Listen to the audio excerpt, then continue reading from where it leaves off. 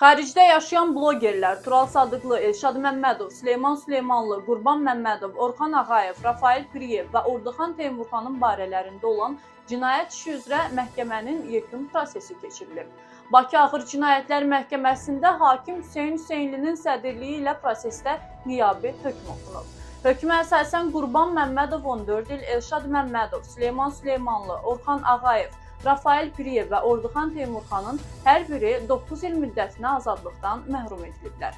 Qeyd edək ki, təqsirləndirilən şəxslər Cinayət Məcəlləsinin 178.3.1-ci, yəni dələduzluq mütəşəkkil dəstə tərəfindən törədildikdə, 214.2-ci terrorçuluğa açıq çağırışlar, 220.2-ci kütləvi ixtişaş hakimiyyət nümayəndəsinin qanuni tələblərinə fəal şəkildə tabe olmamağa və kütləvi ixtişaşlara, habelə vətəndaşlara qarşı zorakılıq etməyə çağırışlar, 280.2-ci silahlı qiyam, eyni əməllər təkrar və ya bir qrup şəxs tərəfindən törədildikdə, 320.1-ci rəsmi sənədi saxtalaşdırma maddələri ilə ittiham olunurlar.